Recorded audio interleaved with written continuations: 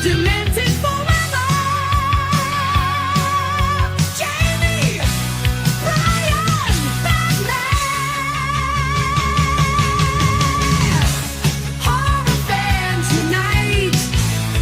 One of us. One of us.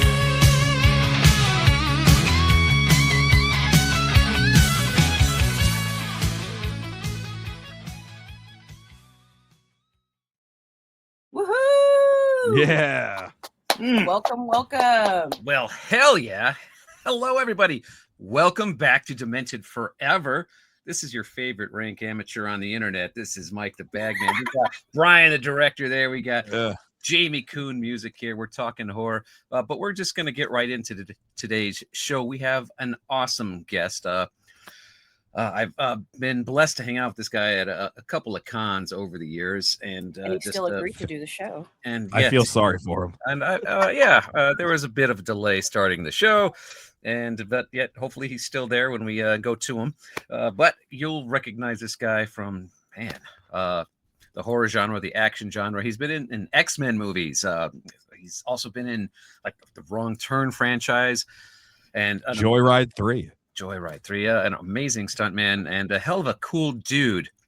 One of Canada's very finest. We have from Freddy vs. Jason, Ken Kirzinger. Welcome to the show, Ken. Hello. Hey. How you guys doing? Hey, good. Thank you for joining us. You're very welcome. Nice to be here. Is it though? Just kidding. I'm at Time here will at home. Oh, Yeah, safe away from you. that's you'd be surprised how many times I've heard that. Yeah. Is that before or after you asked them for like 10 autographs? That's no, okay. Sure. Ask the first. I think he's blushing. Yeah. Poor Actually, It's the Mike. red tint. It's the red tint. Okay, in my defense, Ken hadn't done a convention in all my time before 2015 in Los Angeles, so I had things piled up. So, and he was enough to sign a few of those, and even got to hang out with him after the show at Monster Palooza. I believe it was still Monster Palooza back in 2015 or 2016 at the Burbank Marriott. And it was a cool night, man. I got to hang out with Ken and Derek Mears. I was hanging out with two Jasons. I didn't send Brian the picture because I don't like communicating with him. But, Fair. Yeah. it's out there on the internet. But Ken, enough about me babbling. How the hell are you? I'm doing good. I'm up in Vancouver. It's very soggy here. I was down in LA recently visiting family there, and I missed that weather much more than this. This is pretty dark and gloomy. Perfect horror movie weather here. Oh, and X-Files. I forgot you were you worked on a ton of X-Files episodes, isn't? Yeah, they filmed that up there, right? I did the pilot and the first two seasons as the stunt coordinator. Dude, awesome. And then if you look, there's an episode called Ice, and I actually I got a trading card out of that one. So there's X-Files trading cards, and I'm on one of them, and it's because I begged David Nutter, the director, to let me audition for this opening scene in Ice. And I didn't know how big the show was going to be because it was only like first half dozen episodes of the series, I think. But anyway, I just saw a spot to throw me in there, and I got to do this big fight scene at the beginning, a few lines and stuff like that. But yes, I have my X-Files trading card, which is awesome. It's pretty cool. So I gotta cool. find that one. You can expect Bagman to be asking you to sign that at the next convention. Yeah. by the way. Yeah, obviously that's why I said I gotta find that one. The episode's called Ice, and it's the opener for the teaser opening for that episode. Hell Nice. yeah. The people don't usually fare too well in the teasers on the X-Files, but we shall see. Yes. It's been a while. At that point, how long had you been working in stunts? Because X-Files was what, 94? Started around then? Yeah, I started in the early 80s. I think Superman 3 was my first credit. And I think that was in 82. Something Wow. like that. Wow. Yeah. What did Chris Reeve get to knock you out or something? What'd you do in Superman? No, 3? I played an ND firefighter. So there's a big chemical refinery disaster, and is they that- were shooting yeah. it in Calgary. They needed a bunch of ND stunt guys, and so I went out and I was a fireman out there. But while I was there, they looked at me and they said, "Geez, you're actually a pretty good double for Christopher Reeves. And if we come here to do another Superman movie, would you be interested?" And of course, I said yes. It was the first movie I ever worked on, Nice. and so they didn't come back to do the next one. They stayed over in Europe and shot it. But I did get to double Christopher Reeves a couple times over the years when he came to Vancouver to film. And, I did not know you doubled him. That's freaking awesome. Yeah. I've never heard a bad thing about him. I'll tell you an interesting story. So when I first went to LA to look into becoming a stuntman, we went to see the Wax Museum, and Superman had come out, and there was a Wax Museum statue of Christopher Reeves coming out of the phone booth with his, opening his jacket open. And I have a picture of me when I must have been about 20 years old, 21, of me standing in front of the booth in front of Christopher Reeves. And then the first movie I end up working on is Superman 3. And then years later, after Freddy versus Jason came out, Robert Englund and I were asked to come down for the opening of the Freddy versus Jason display. And I believe it's in the same Wax Museum. So I got to go. That's a nice that's full circle, baby. Nice full circle there. Yeah. Wow. That's freaking awesome. Okay. All right. I apologize. You get asked this all the time, but like, how do you get into stunts, and what are the first methods that they teach? Is there like, was there stunt school back then? Is there now? Well, how does it work? I read an article about Hal Needham when I was like about 12 years old. Hal Needham was one of the founders of Stunts Unlimited, old time stunt guy. Yeah. And it was just, I think it was in Reader's Digest actually. And it was the story of his life and how he got into stunt work and stuff. And I loved television, and I loved, action and stuff, and was always very athletic. And I thought to myself, even at that young age, I'm going to look into this one day. And as time went by, I got into sports, but then I ended up blowing my knee out in college football, and thought, all right, now's a good time to look into getting into stunt work. So I flew down to LA, and turns out my sister's next door neighbor, was the property master on Fall Guy, the TV series. Well, So he introduced me to one of the stunt guys on the show, gave me his phone number. He gave me the phone number of a stunt guy here in Vancouver. And when I got back, I called him, and I was still in university, but about 3 weeks later, I want to say, I was working on Superman 3. Oh, wow. Well, Holy cow, that's amazing. damn. It was meant to be. It was just meant to be. Yeah. Wow. Love those So kind of The stories. right time. Yeah. Yeah. Yeah, it all came together. it's wow. All right. So did the knee injury, did that affect the your stunt work at all, or? I've had 5 surgeries on my left knee and 3 surgeries wow. on my right, and I haven't had them replaced yet. And I can walk around pretty well and stuff. So it did have some effect over time, but early in my career, it really didn't bother my career at all. Gotcha. All right. Yeah. Things that we can do when we're younger, right? Yes. Wow. What are some of those elite stunts out there? Do they have like a name for like certain things where you have to like jump out of an exploding car? There's no the technical name for that is jumping out of an exploding car. Oh, okay. Cool. There's no special terms, but everything's a gag, and that was the fun part about stunt work for me. Was I had this big giant duffel bag full of everything I needed to do almost every kind of stunt that might pop up. And so I would just throw that in my car, and I'd go to work. And sometimes I didn't even know what I was doing that day.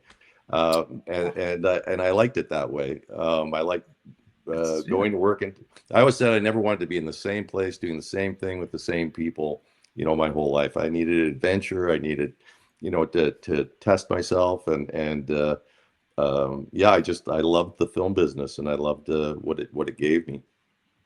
Wow.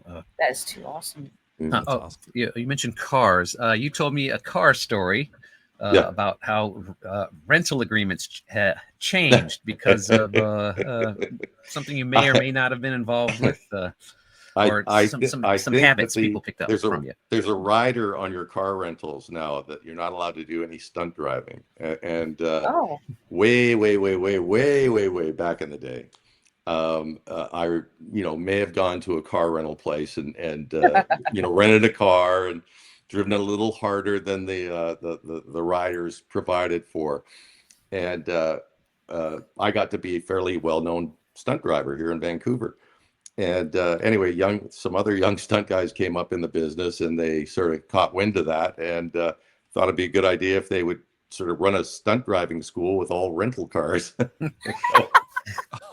oh they were wow. they were telling people to rent cars, and they'd show up at this parking lot and teach them how to slide cars. Well, the car rental companies caught on to it and showed up, and they videotaped it all, and then that rider went into after that went into all the rental car agreements. So so I'm going to try and take credit for that.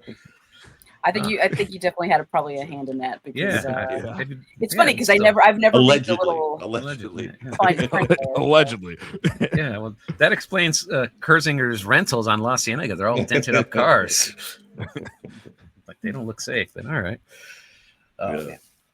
All right. Do you have wow, when you get a script, or do you like automatically hope like if there's a certain kind of stunt in there, like I hope there's some firework I can do in this one, or jump a car from one building to the next, or just, again, the variety of the work was what made it fun. You get on a horse movie, or a western, or a sword and sandal movie, and something you hadn't done for a while, because those are fewer and far between than the average movie, which is set in contemporary times, and you're just driving cars and stuff. But so I really like the variety of work, and not knowing, okay, we want to do a burn today. Okay, great. Haven't done one of those for a while, and we're going to roll a car today, or we're going to just the variety of the work is what made it so exciting. Gotcha.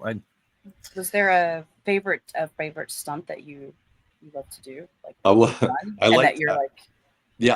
liked car stunts, because you got a big piece of steel wrapped around you, and you can wrap that around a telephone pole and not get hurt. And holy crap, that's crazy. And fire gags were really good paying jobs. So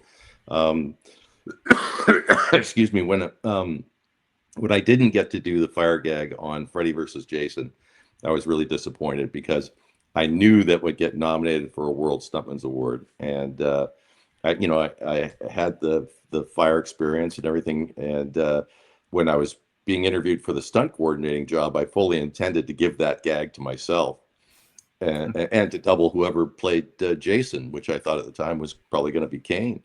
Yeah. And anyway, no, it did get nominated for a World Stuntman's Award. It should have won.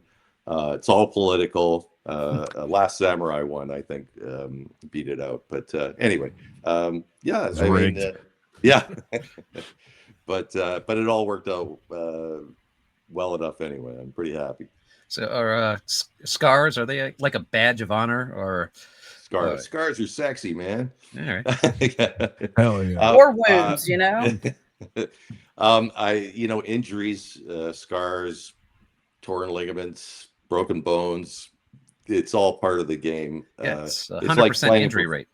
It is. The injury rate is in pro football is 100%, and stunt work is 100%. It all depends on how bad the injury is, but every stunt guy expects to get banged up, from time to time. That's just part of the deal. I see. Now, going back to the fire stunt in Freddy vs. Jason. Now, if they had planned that for like the last day or last couple of days, last day of shooting, do you think you would have done that? Well, here's a story. So last day of filming, and everybody's pretty lighthearted and everything, and we're trying to grab all the last shots we have, and some of them are inserts, and some of them are bigger shots, and so they came to me and they said, "Hey, Ken, Glenn Ennis, who is doubling me, he goes, Glenn's in the right costume for coming up out of the grave, and you're in the right costume for getting ratcheted out of the back of the van when it flips." you want to do that tonight? And I said, what's the stunt adjustment? So he told me. I go, okay, I'll do it. But I had become expendable because it was the last night of shooting. So if I did get injured, it wouldn't have been a problem. But the fire gags were actually so that was not just one fire gag. That was like, I think 8 or 10 full burns that Glenn had to do in the cornfield there. And it was a really great payday for him, I'm sure. And but yes, I was looking forward to doing that gag if I was going to be the stunt coordinator. And then after I got the job and I went to him, I asked them, I said specifically, I don't care what else you take away from me, but I really want to do the fire gag in the cornfield. They said, Ken, we're hiring you as an actor. You're going to have a stunt double. We have main unit, second unit, and they're far apart. So nope, you won't be doing it. And yeah, I was disappointed. Yeah, gotcha. So all right. So was that early on then, regardless of who did it? When the fire gags were done, I seem to remember them being, because I wasn't on set when they were doing them. They were shooting that outside Vancouver while I was in Vancouver. But I want to put that around the middle of the movie. Gotcha. Yeah. All right. Wow. Have you ever had to call like something off, like due to poor conditions or severity and weather or what have you? The only gag I ever turned down, I get a phone call from JJ McEnroe, who's a stunt coordinator, stunt guy here in Vancouver, and he was doing a series. It was a sci-fi series or something, but he calls me up and he says, he goes, I got this high fall. It's a crash through a 3rd-story window into an airbag. Okay. And it's out at Riverview Mental Hospital. I filmed out at Riverview many, many times. So all right, let me go out and have a look and check it out. And because they had to build a ramp and stuff like that to run up and whatnot. So I get out there, and what he hadn't told me was it was out a 3rd-story window, but below that was a concrete balcony that was quite wide. I think it was like 14 or 15 feet from the front of the building out. So it wasn't just coming out the window and going straight down. You had to go out the window, clear the concrete balcony, and then land on the 1st floor. So I got out there and I measured the distance. I measured it. My foot, it is a little longer than a foot long. And so I measured it off and I put it in the grass, and I had a bad knee, and I had torn ligament in my knee. So when I would run, my knee would, this was at the time, it would kind of wobble a bit. And there's no way I could get enough push off to guarantee clearing that distance. Plus, what you have to realize, when you're going through glass, it can stall you. We have what's called a popper, which is an explosive on it. And they want to set that off just before you hit the glass. And that starts the shattering, and then you blow right through it. But if that goes off late, you can actually hit the glass and it'll drop almost straight down. Oh, wow. So the timing on this is really important, and the physical ability to clear the distance was really important. And I just knew I couldn't clear the distance. So Brad Lurie, who Michael Myers Part 8. Yeah, Michael Myers Part 8. Good buddy of mine. He was playing hockey at the time, good strong legs and stuff. And he's fairly tall. I called him up and I said, get out to Riverview and right away. And so he came out, and he could clear the distance quite easily. So when JJ came out, I just said, I'm giving the gag to Brad or whoever else you want to give it to, but I'm not going to take a chance on coming out this window and landing on that concrete balcony, which had a concrete railing as well. And it turns out the costume itself was this sci-fi costume with these big heavy boots, and your vision was restricted and stuff like that. So when Brad did do it, he just barely cleared the balcony. And if he hadn't, that's a hospital trip if you're lucky. Ooh, wow. So that was the only one I turned down, and he still bugs me about it, Brad. Well, I think you made the right decisions. You know what I mean? That's oh Lord. Wow. Going off of the fire gags, my burning question is, what was it like working on the Comrades of Summer? Oh, Comrades of Summer. That was fun because that was pretty much just an acting gig. They cast me because I could play some baseball. And yeah, so that was a lot of fun. It was just hanging out with the other bunch of other young actors and getting paid to pretend to be this baseball team. And they really wanted us to develop a camaraderie. So we all started hanging out together and stuff like that. And I remember one of the actors, Eric Kramer, played Hercules Thor back in the day on a TV series with long blonde hair, big sort of Viking looking guy. And him and I are hanging out together, and he's staying at this hotel, and we go there one night. We get pretty liquored up, and he tells me that the producer is staying in the room next door. So I climb out the balcony on about the 8th floor and over onto the producer's balcony, and I see that his sliding glass door isn't locked. So being young and dumb and drunk, I went into his bathroom. I took all his towels and all his toilet paper, and I soaked it all in the sink. And I'm putting it all away, so it looks right and everything. And just as I'm coming out of the bathroom, the producer walks in the front door of his suite. So I'm coming out of his bathroom, and I scared the shit out of him. And he was just so happy that I wasn't, somebody robbing his suite or whatever. He never really stopped to ask why I was there. So I leave, hey, all good, and I leave, and I just go next door, and I end up spending the night at my buddy's place, sleeping on the couch, and I wake up just as the suns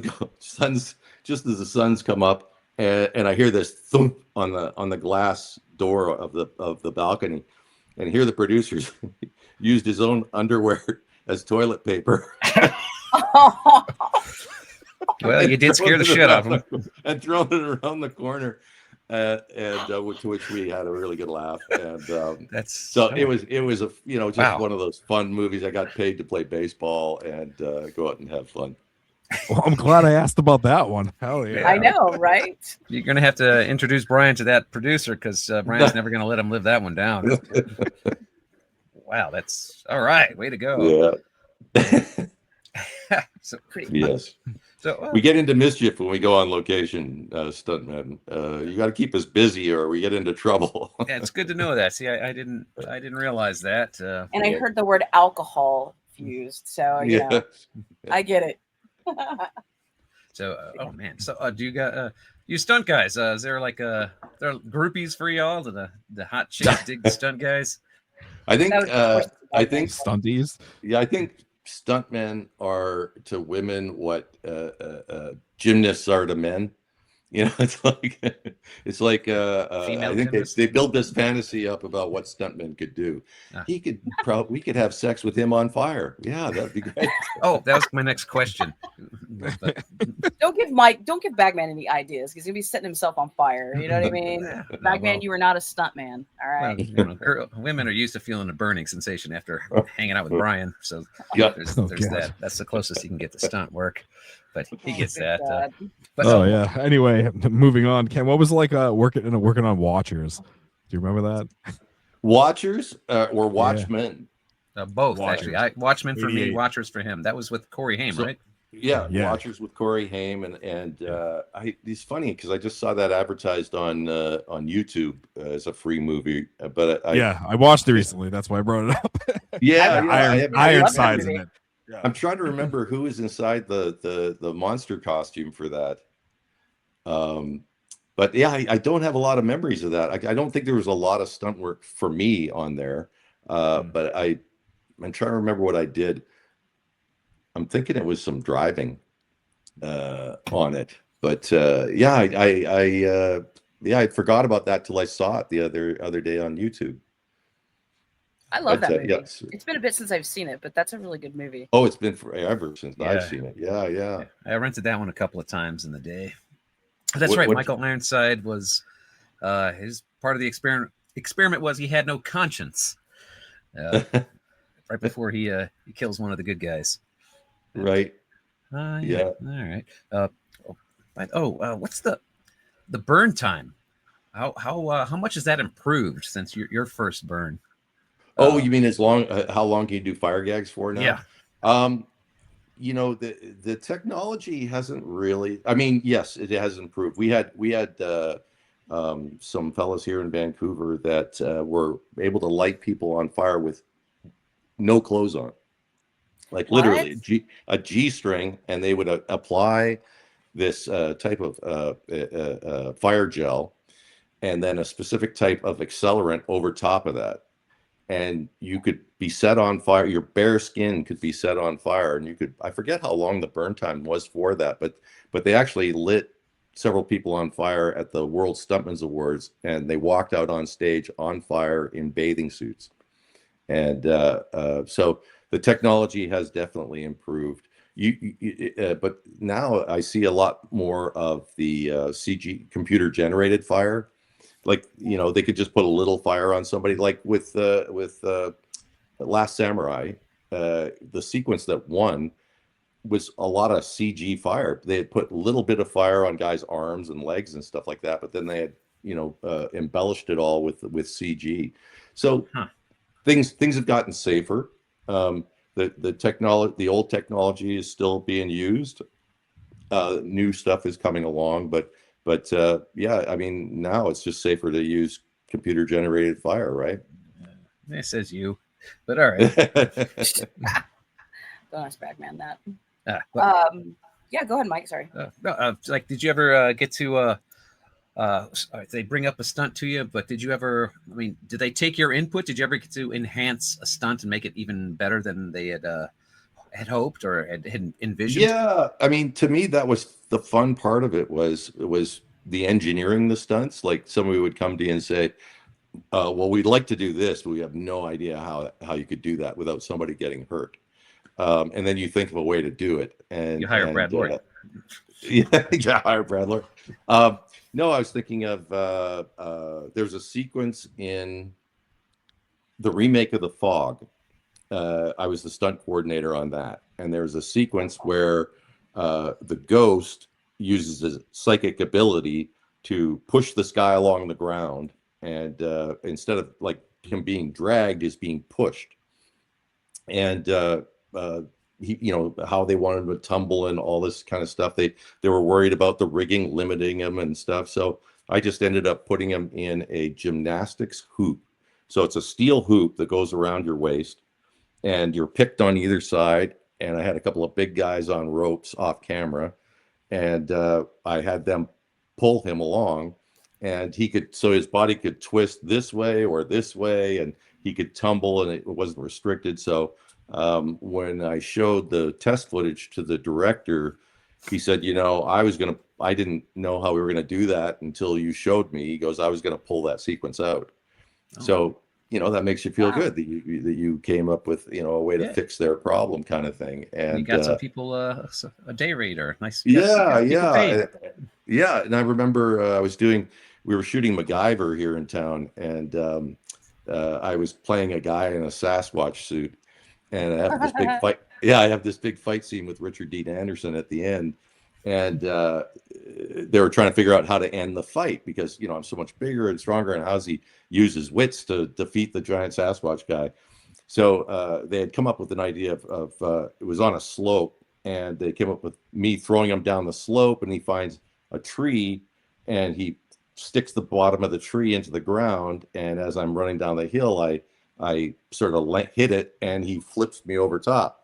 And so that was the idea they had. Then they thought, but you know, if you hit that in your chest or your midsection, you know, you're really going to get hurt. And I just said, well, get one of those trees that has the root ball on the bottom, and just trim the root ball back so that it's big enough that when I do hit it, it's going to spread the force out enough. And so if you go back and watch that episode, I think it was called Ghost, you can see what we did and how it all worked out in the end. But, you know, that made me feel good as a stuntman because, you know, the stunt coordinator hadn't thought of how to fix this, and I did.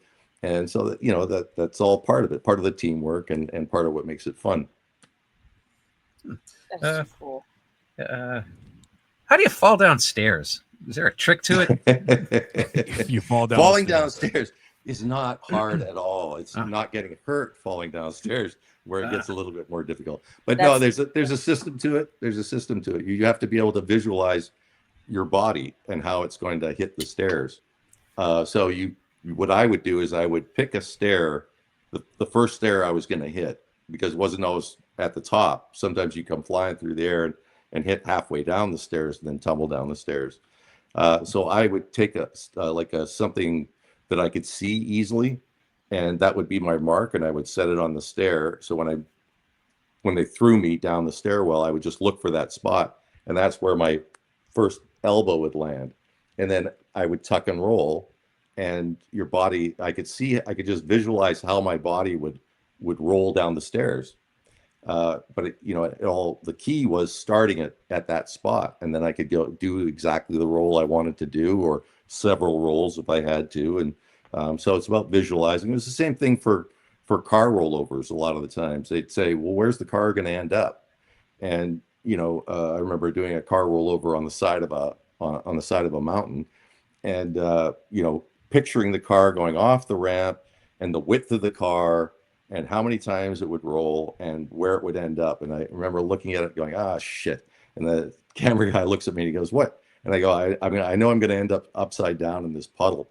And it was this big puddle in the parking lot at the bottom of this hill. And when I did the stunt, I ended up exactly where I said I was going to be, and upside down in the puddle. I remember the camera guy came over and he goes, I wouldn't have believed it if I hadn't seen it. Yeah, so visualization is a big part of it. Gotcha. That's so crazy. That is a true talent, because Mike's fallen down plenty of stairs, but that's because he's had too many, Yeah, and I didn't get paid. And he didn't get paid, so he's just trying to figure out how he does it without getting hurt at this booze fest. Wow, that's pretty amazing. I had a couple films I wanted to ask about. First, since we're on the topic of puddles, Sure. Also with water, the Sea Wolf. Sea Wolf, yeah. I got to double Christopher Reeves on that movie, and the other lead was Charles Bronson. Oh, nice. Oh, wow. Love that guy.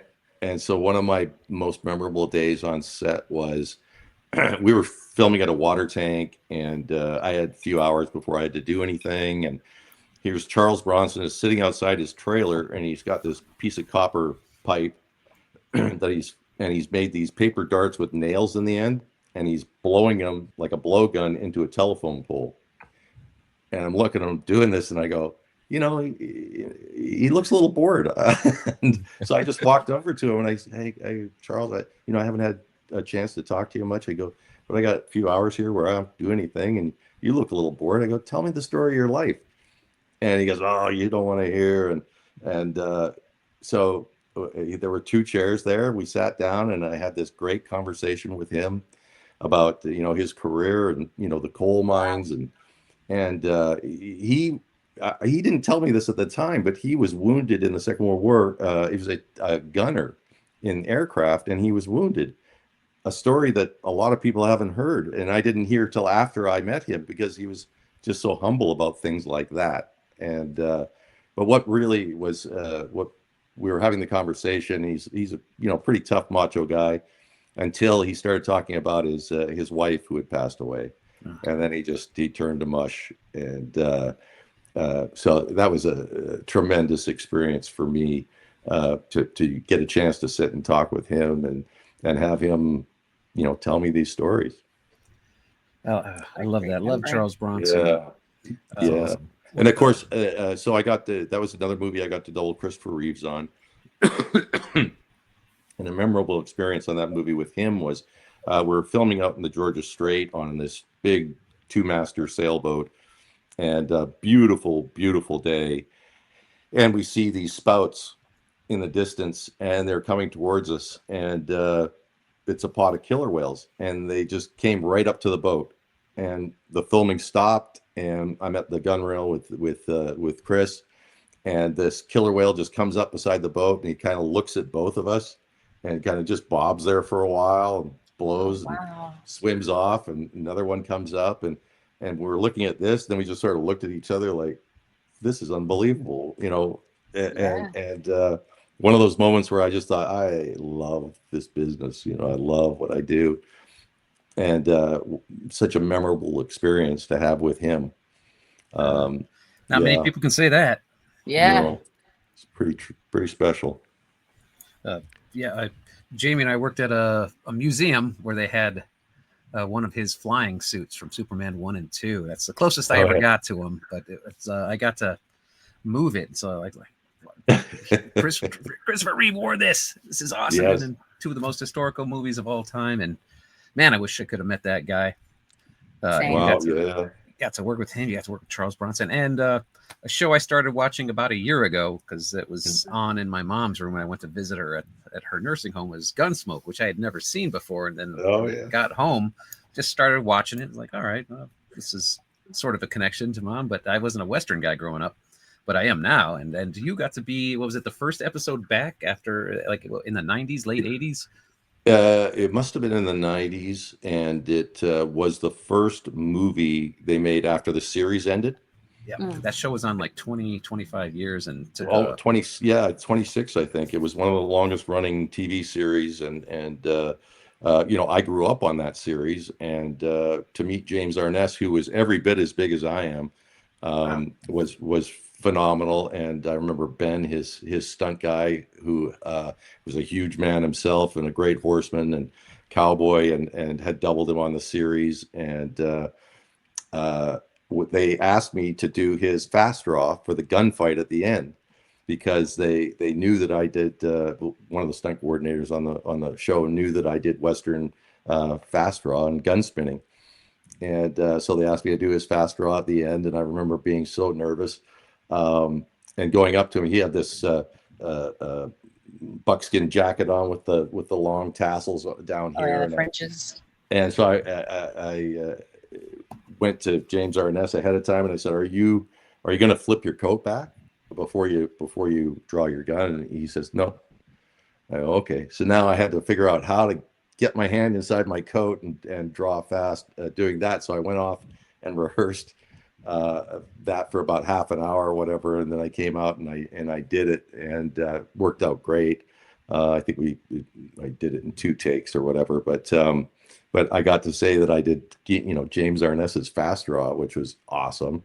And I think I got one other gun spinning job in my career out of that, but no, that was a great experience. So where did you get that experience from? I taught myself.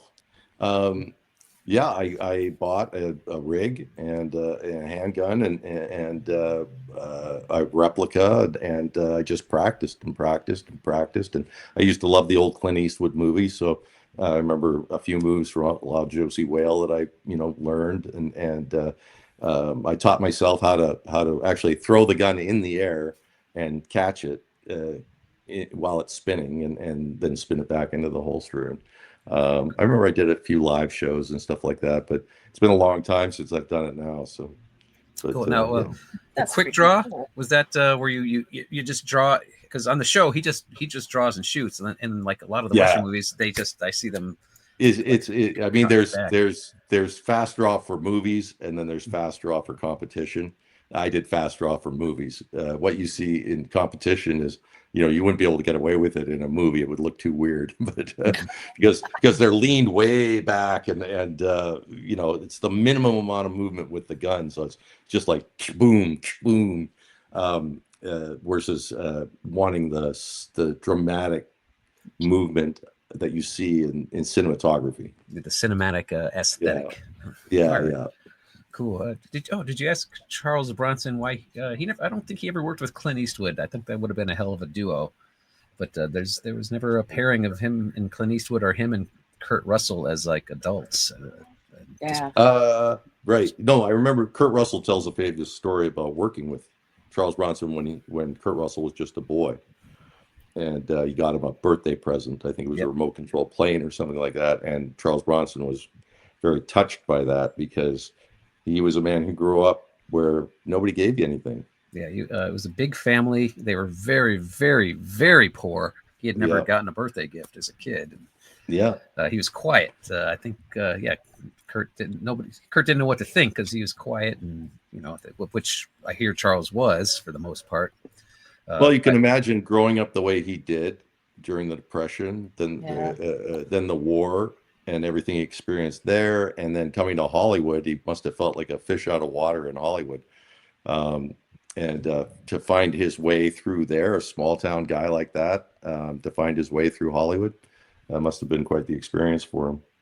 And yeah, I always thought they named the street Bronson after him, but he named himself Bronson after that street, and I thought that was pretty cool because I always think of him. But yeah, was it Charles Bukowski? I think was his name, or at least Bukowski, I think was his last name, and changed that to Bronson. That guy's that's a fucking man right there, man. I didn't even realize, but what stunts did you do in Cool Runnings? Oh, Cool Runnings. If you look, there's a big barroom brawl in there. Oh yeah, I think I'm one of the German Olympic athletes, and you'll see me punch somebody, turn to camera with a big smile on my face because I was having so much fun. I mean, one of the most fun things you can do as a stunt guy is a big barroom brawl.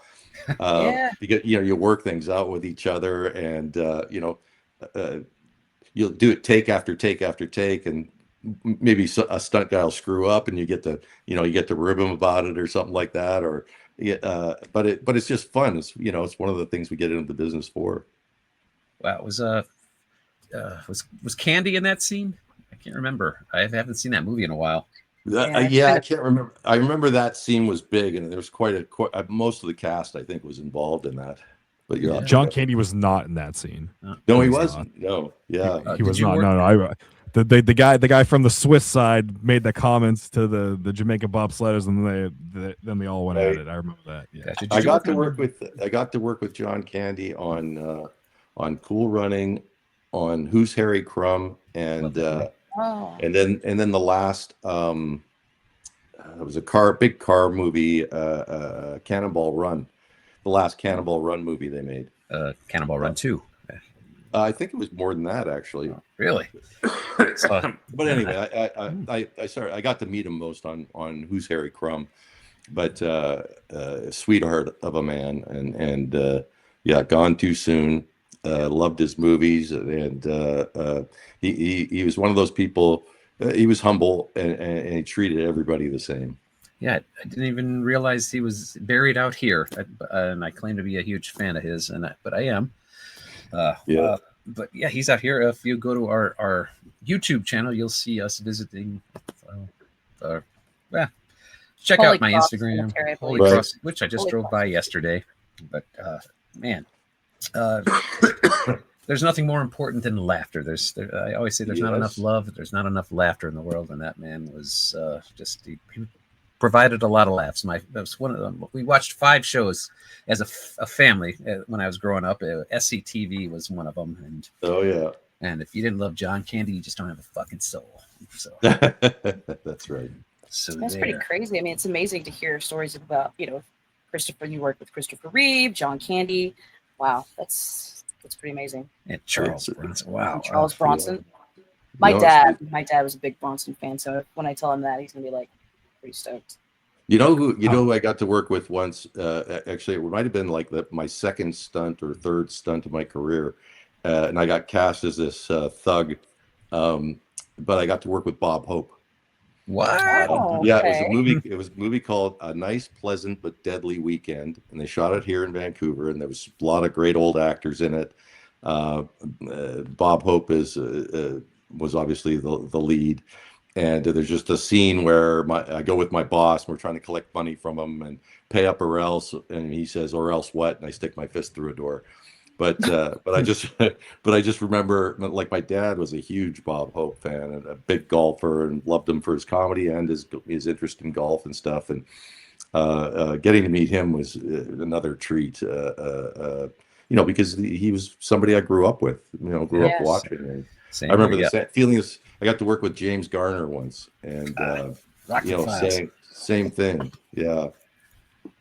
Whoa. All right. Oh, it's pretty amazing. Let's see. Go ahead. I'm sorry. I get giddy with these with these folks, and I'm just like I'm fanboying out I'm fangirling out. I'm sorry. Right. Fangirling. Is there a stunt you wish you could do over again that you did a couple times, but the one you liked the best hit the floor and they put in another one or what have you? There's been stunts I've done that didn't end up in the movie for one reason or another. I remember one of my best stair falls was on Wise Guy. Do you remember Wise Guy? With Ken Wall?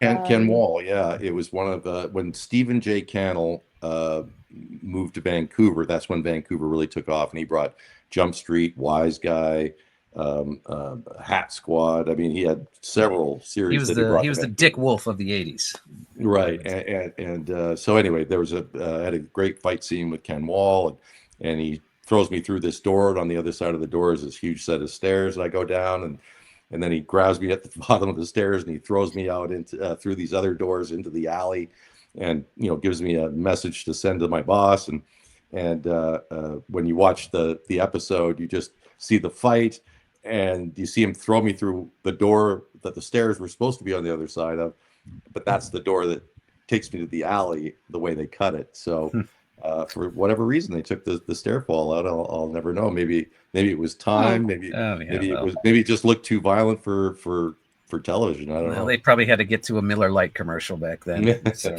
cut for time. Speaking of violent, you were a werewolf in what was it, Bad Moon? Is that what it is? Bad Moon, Mariel Hemingway and Michael Pare. And Michael Pare is the brother who gets bitten by a werewolf, and it's the family dog Thor is trying to save the family from the werewolf. So I was the stunt coordinator on the movie, as well as playing the werewolf, the guy in the suit, which was the worst job I ever had in my life. Oh no!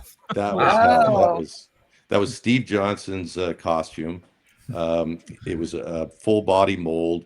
They had to make the suit extra small so it was tight on my body. It was made of a thicker rubber because I was going to be working with real attack dogs. So it didn't breathe at all. And weighed about 85 pounds.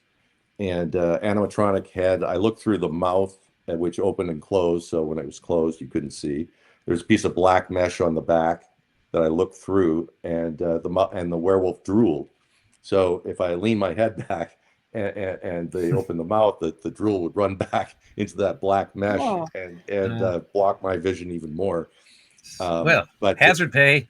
But I would spend hours and hours and hours in that suit and just sweat. And I never had to pee. I would just drink water and Gatorade all day long, and I would just sweat into the suit. And by the end of the shoot, the suit was rotting on the inside, just from all my sweat. And they would try and dry it and clean it as best they could, but I'd come back in the morning to put it on, and it was still wet and cold, and you're covered in baby powder to try and get it on, and I would just spend almost the whole day in that thing. And but I found out that it ranks up quite high with film werewolves, apparently. Gotcha. And I put a picture of it on my table at a couple conventions, and people were like, "You were the werewolf in Bad Moon?" And yes. Anyway, how much weight did you lose? Oh, I don't know. I don't know. I lost a bit though, for sure. Wow. My mind is blown. I had no idea until 3 minutes ago. Now you got to go back and watch it. The opening in that has one of my favorite kills. It's Michael Pare's making love to the girl in the tent, and the werewolf slashes the tent open, pulls the girl out, and he's holding her in the air, and he just swats her with his claw, and you see her drop to the ground. And I thought that it just looked really cool to me, and it turned out the way we wanted it. Another reason not to go camping ever.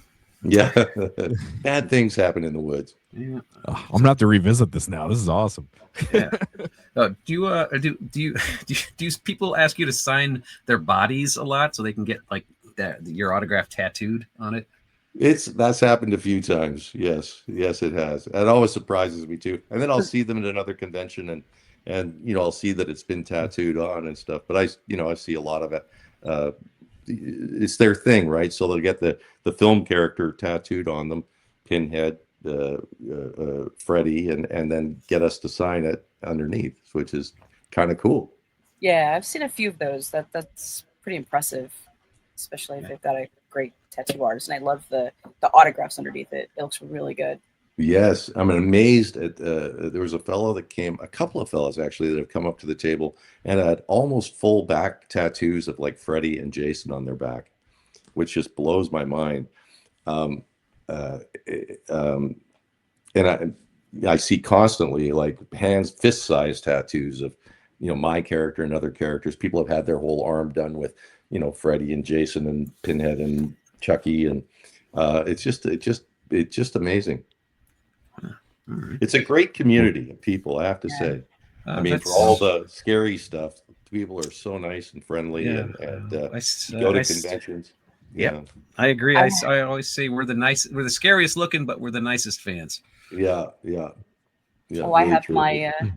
I have my Freddy versus Jason British quad poster that's signed by both you and Robert Englund in my living room. So Oh, cool. I love it. It's very cool. I'm super excited, and every time I Yeah. post a picture of it, people are just like, "That's awesome!" I'm Yeah. like, yes, it is. Ken, you signed that poster for I think you signed that poster in 2015, and it was very kind of you. Oh, no worries. Happy What to do it. So I'm asking this now of every freaking Jason I talk to. Yeah. All right, you, Glenn Ennis, Doug Tate. Are there any more people that are going to come out of the woodwork saying they were Jason's fucking fingernail or his ankle, His shoe. or his shoe? Not that I'm aware of. No, Oh. those are it. Those are Okay. it. Yeah. Because yes, I Well- see somebody's legs walked across the screen, and they're charging the same as all the other Jasons, as if they like did the whole work for the whole movie. Yeah. And like I'm taking umbrage with that, and I'm sure they're nice people, but it's just Yeah. I think When It's we a people- little confusing. turn it a little bit more than Yeah, when just- people ask me how many people have played Jason, I usually say 9, because I think it's actually 9 of us that were cast to play Jason, and then you've got probably at least double or triple that of people that were stunt doubles or did some small portion of the movie kind of thing, and you can't begrudge people if people are interested in getting autographs from them as well. Hey, you can't begrudge all that. right. And well, I mean, I don't, and I know people that do, but it just means the movie's that popular, or the character is that popular, which speaks to a good thing, I think. Well, you definitely played an iconic character alongside another iconic character, and I always forget. I never hear anything from Englund's stunt guy from that movie. I forget, like, oh yeah, there's got to be a Freddy double, but for some reason, I don't really see them at cons. No, Doug Chapman, I was the fellow that doubled him. I know that I've been asked a couple of times. There's a pro wrestler, and I can't remember his name right now, but people are always asking me, did he do the, when Freddy leaps out of the water, and you got that beautiful sunlit background and stuff like that. It was, was this pro wrestler? Oh no, that was Doug. He was the only person that doubled Robert for the movie. And I don't know why there isn't more. Maybe because Robert is such a big draw that they just don't look down the line to the stunt double the way they do with Jason, because so many guys have played him, and most of them have been stunt people, or a lot of them have been stunt people, not all of them, but yeah. Gotcha. It's just like, oh, you've had so much time. Why now? Why when I'm broke? But I'm not getting someone who's just walking across a puddle. Like, okay, all right, I'm done. I'm done. Yeah. My rants. But there are some people that there's no record of them, and that's the hard part, when there's no record of them. Well, and yeah, no one but recalls them. it's Right, they're- yeah. apparently they're in the credits, but like the director doesn't remember exactly. We're talking about part 3. We had Sean on Oh, yeah. last week, or the week before. And, Last week. Yeah. Mike Valuna was he worked stunts. I don't know if you've met him yet. He's in the stunt credits for part 3, and he says he wore the mask in a couple scenes and did the hanging scene, but Richard Brooker was hired by Steve Miner because he could do all the stunts. So Right. just things aren't adding up with Sean, and because Richard Brooker and Sean were very good friends, and Richard said he did everything. So Right. But So just in case, I did get DeLuna on a bunch of things almost 2 years ago. Yeah. But like, He's needed his verification. That's why he's asking. oh well, I just Yeah. Well, I I don't know if you've yeah, done it's it, an Ken. answer I can't give you. I don't no, know. but have you ever No. have you ever worked with Dan Bradley at all? He was the chubby Jason in part 6 during the daytime scenes, who got replaced with CJ Graham, folks. He's a stunt coordinator, and he does very well. Because the sets that I've worked on, I always go straight to the stunt guys, and because Yeah. they're just cool dudes. And I asked them about Dan Bradley. Oh, he's I met him. He's busy, Yeah. but he's just leaving I money on the table. I don't know Dan, and I don't believe I ever met him. My experience with American stunt guys is usually when they've come up here to work, and of course, not all of them do. Yeah, Dan and I probably just haven't crossed paths. Yeah. Gotcha. Well, But a path that we are going to cross is Joyride 3. How did that happen? Joyride 3. So Rusty Nail. I actually worked on Joyride 2 as the stunt double for Rusty Nail.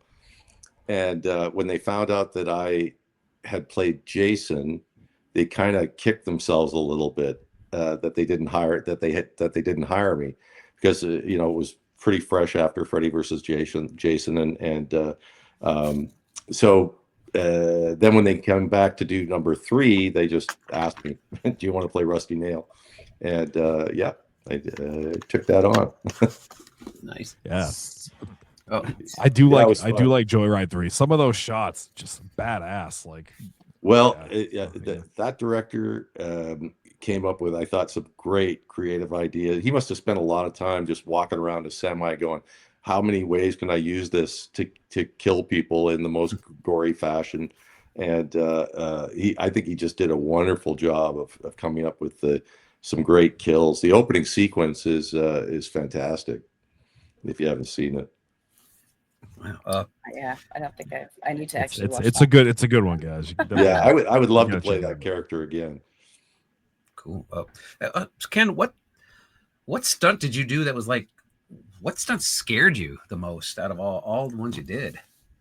It's, you're so focused when you go to do a stunt.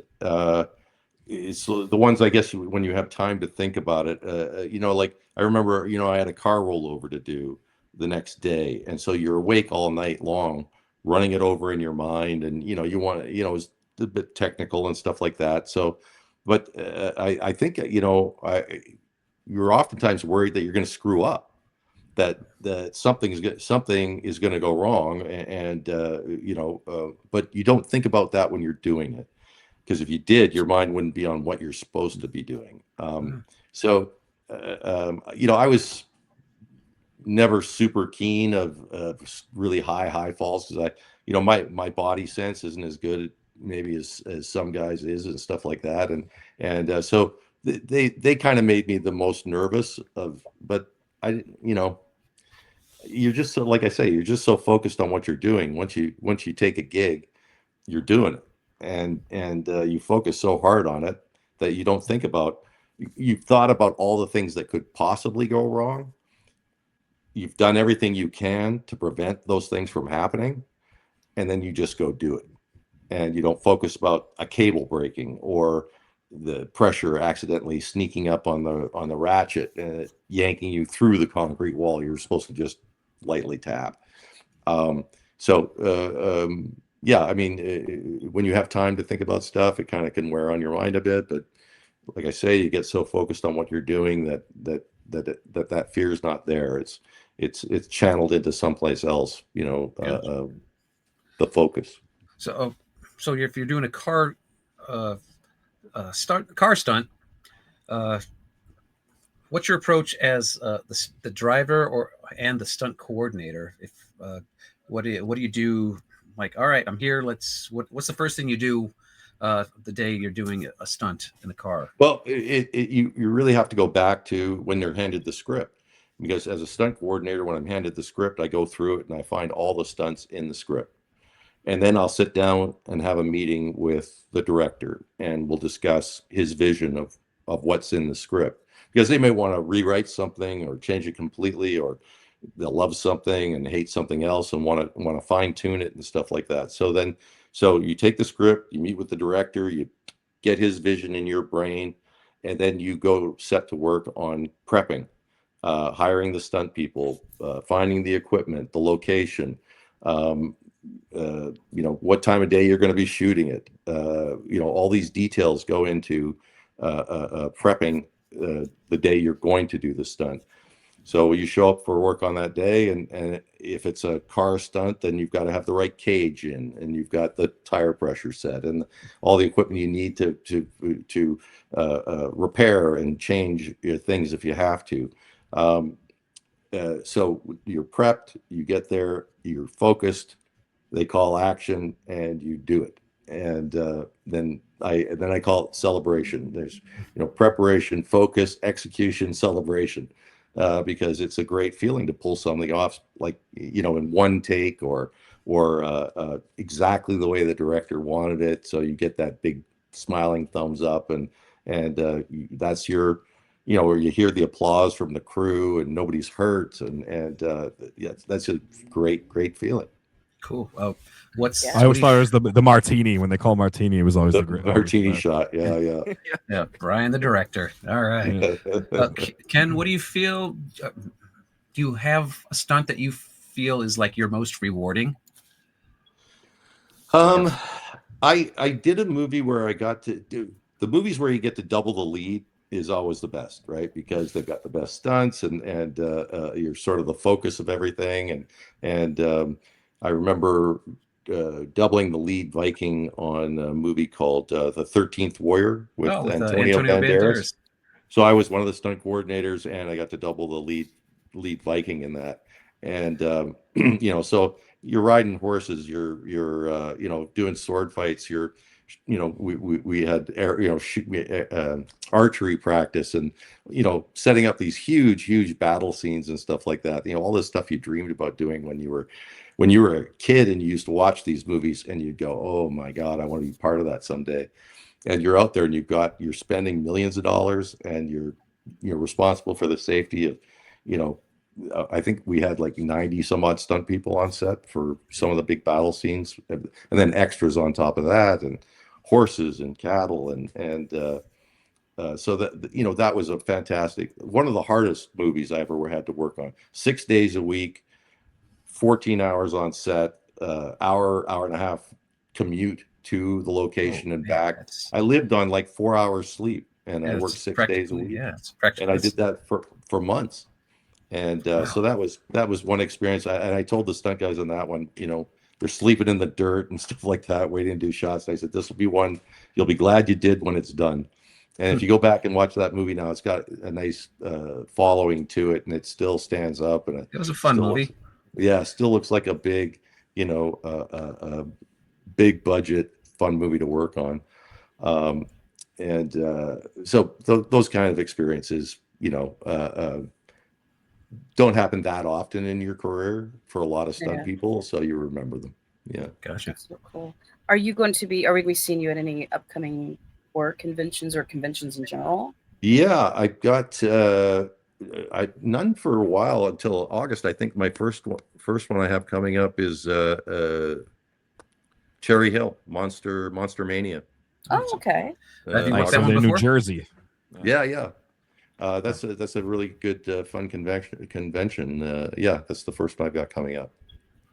We need you at Monster. We need you back at Monsterpalooza. We got that coming up. Yeah. That's right. I think I was. Oh, that's right. I was with you at the last one that you did, I think. How long ago was that? Was that like 2 years ago? I did that? I think it feels like 4, because Robert had to call off because of the COVID. The day of. That's right. I forgot about that. Yeah.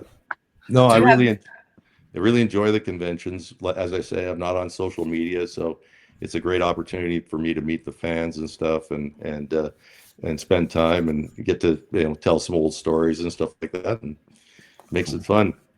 Well, we love it. I this is why I love doing this, and and hearing all these stories. I mean, the people you've worked with that are no longer here. It's like it's amazing to hear these stories coming from you and your experiences. So thank you so much for coming. Well, you guys are very welcome. Yeah. Thank you. No, my pleasure. And I know I'll be seeing you guys at a convention sooner or later. Absolutely. Sweet. Yeah. Owe you a bunch of drinks. Please get a hold of me next time you're in LA. I will take you up on that. Don't threaten me with a good time. All right. Heck yeah, we'll take you to There is Jameson's. but before we segue out of here, Ken, there is a clip online on YouTube, and it's gotten over like 7,000 hits. For this guy just walking through a convention, doing like a little walkthrough video, and then he sees your banner, and he sees Mike testing out the pens, and he comments on it, but he thinks that's you. Oh, here's a Jason, and I found this video, and I just died. I like did a screenshot it and sent it over. I was like, "Hey, Mike, you were Jason." I was Jason, and this Ken, past you just summer, got better looking. this past summer at Midsummer Scream, I was also Michael Myers because I was sitting with Tommy Lee Wallace, and he went to the washroom. Oh, nice. And somebody asked me some Halloween questions. Like, I was fucking 5 years old when that came. That's fun. His picture is on the banner Yeah. over his name. Like, but yeah, I'll sign that. Just give me the money. Yeah. Why not? Good times. Yeah, but thank you appreciate again your time, for, Ken. Thank you so much. Yeah, You're welcome, thank guys. you, Ken Kirzinger. Woo! All my best. Appreciate Take you. care. Have a great night, and until next time, friends, just stay demented. Fuck you, Brian. Oh, we got one of Jason's here from Freddy vs. Jason. There's so many celebrities here out in. Thanks.